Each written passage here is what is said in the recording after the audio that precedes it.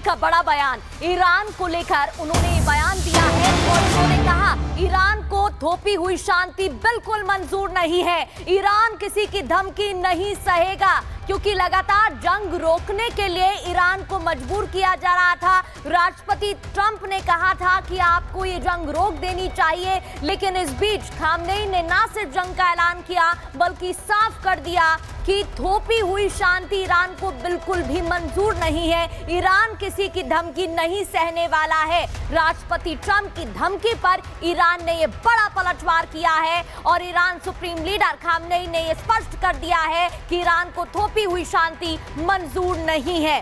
किसी की धमकी ईरान नहीं सहेगा। मिडिल ईस्ट में डोनाल्ड ट्रंप की जिस तरीके से डोनाल्ड ट्रंप इजराइल ईरान के युद्ध में लगातार बयानबाजी कर रहे हैं, दखल दे रहे हैं मिडिल ईस्ट में, क्या ये तबाही मचाएगा? ये बड़ा सवाल अब खड़ा हो रहा है। राष्ट्रपति ट्रंप ने सरेंडर करने की बात ईरान से कही थी, खामनेई से कही थी, लेकिन खामनेई ने साफ कर दिया कि वो सरेंडर नहीं करेंगे और शांति थोपी हुई मंजूर नहीं।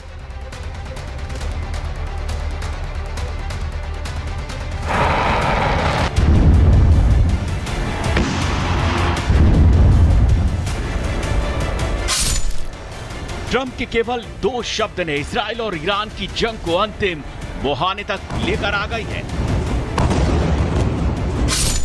कनाडा से लौटने के बाद ट्रंप ने तुरंत 3 अलग अलग बयान दिए, जिसने संकेत दे दिया कि ईरान के लिए यह जंग काफी मुश्किल होने वाली है।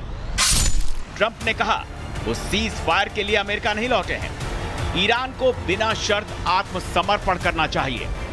अमेरिका को पता है सुप्रीम लीडर कहां है। ट्रंप के इस ऐलान के बाद से ही मिडिल ईस्ट की चिंगारी बारूदी शोले में तब्दील हो गई। खामनेई ने इजराइल के खिलाफ अंतिम युद्ध का यलगार बोल दिया और कहा हमें आतंकवादी ज़ायनिस्ट शासन को कड़ा जवाब देना चाहिए। हम ज़ायनिस्टों पर कोई दया नहीं दिखाएंगे। ये सच है कि न्यूक्लियर हथियार की चाहत ने ईरान को जंग के इस मुहाने पर लाकर खड़ा कर दिया है, जहां 250 से ज्यादा लोगों की मौत बारूदी हमले की वजह से हो चुकी है।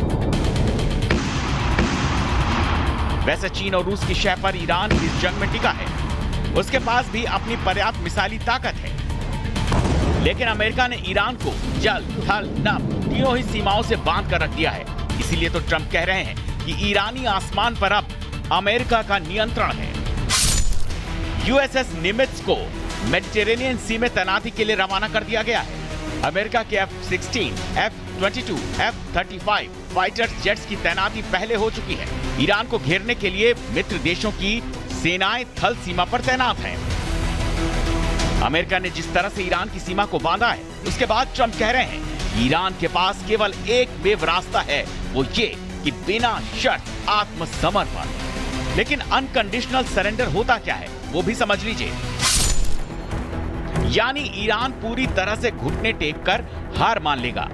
हारने पर ईरान के पास शर्त रखने की ताकत नहीं होगी। ईरान को अमेरिका इजराइल की हर शर्त कबूल करनी होगी। शर्त सैन्य विघटन, राजनीतिक नियंत्रण का हो सकता है।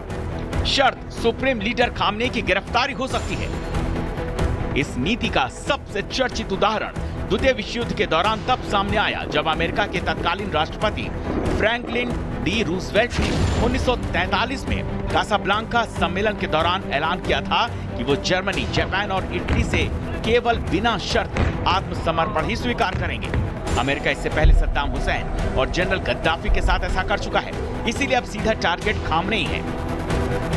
ईरान ने फिलहाल कोई बैकफुट नहीं लिया है। अब ईरान अगर ट्रंप की बिना शर्त आत्मसमर्पण की मांग नहीं मानता है तो उसके सामने 3 संभावनाएं होती हैं।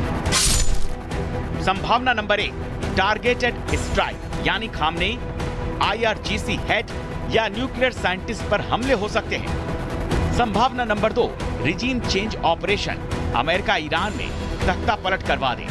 संभावना number 3, full scale invasion, Iraq या अफगानिस्तान की तरह जमीनी लड़ाई का रास्ता अपनाया जा सकता है।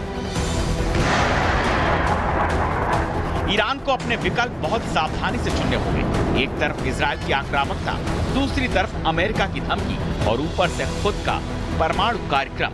अब सवाल यह है कि क्या खामनेई झुकेंगे या फिर लड़ेंगे? Report, Republic Bharat.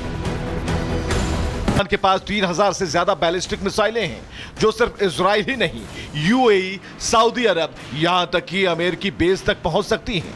ईरान ने ऐलान कर दिया है कि जंग शुरू हो गई है, लेकिन असली सवाल है ये युद्ध कितने दिन तक चल सकता है।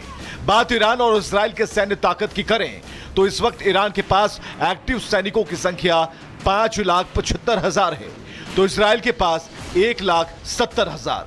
ईरान के पास 3,50,000 रिजर्व फोर्स हैं, तो इजराइल के पास 4,65,000 रिजर्व फोर्स हैं। लड़ाकू विमान ईरान के पास 350 से ज्यादा हैं, तो अमेरिकी तकनीक से लैस इजराइल के पास 600 से ज्यादा फाइटर प्लेन हैं। टैंक ईरान के पास 4,300 हैं, तो इजराइल के पास मात्र 1,500। ईरान सैनिकों के आंकड़ों में आगे है, लेकिन इजराइल के पास अमेरिकी टेक्नोलॉजी और युद्ध में दक्षता का दशक भर का अनुभव। वहीं ईरान मिसाइल मार सकता है, लेकिन इजराइल रोक सकता है। ईरान झोंक सकता है बारूद, लेकिन इजराइल उसे आसमान में ही भस्म कर सकता है। जंग का ट्रिगर ईरान है, लेकिन उसका भविष्य बाकी देशों की रणनीति तय करेगी। अब सवाल ये है, क्या ईरान का हमला सिर्फ इजराइल तक सीमित रहेगा या खाड़ी के कई और देश इस लपट की चपेट में आ जाएंगे? क्योंकि अगर खाड़ी में बारूदी गंध भरी तो तीसरे विश्व युद्ध का रास्ता खुल सकता है। Bureau report, Republic Bharat. और ईरान और इजराइल बीच रात से ही जंग, दोनों के बीच एक्शन हाई हो गया है। दोनों के बीच ये जंग अब नए स्तर तक पहुंच गई है, जिसमें ईरान ने अपनी मोस्ट फेवरेबल मिसाइल यानी कि फतह का इस्तेमाल शुरू कर दिया है। क्यों है ये अलग, देखिए।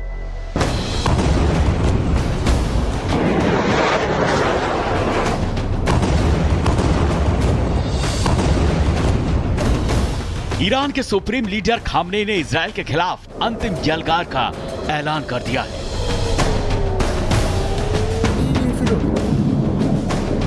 इजराइल के आसमान में रात भर बारूदी धमाके होते रहे।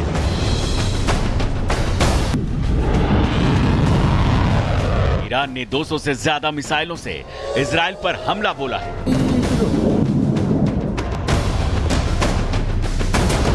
दुनिया कल ही जान गई थी इस जंग में कुछ बड़ा होने वाला है। ट्रंप का G7 समिट से जल्दी वापस आना वो बड़ी वजह थी जिसने इस जंग में बड़ा होने के संकेत दिए थे।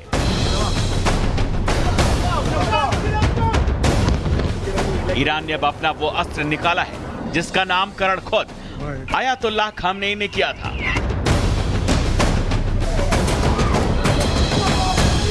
ईरान ने पहली बार इस जंग में फतह मिसाइल का इस्तेमाल किया। फतह मिसाइल को नाम खुद ईरान के सुप्रीम लीडर आयतुल्लाह खामनेई ने दिया था, जिसका मतलब होता है विजेता।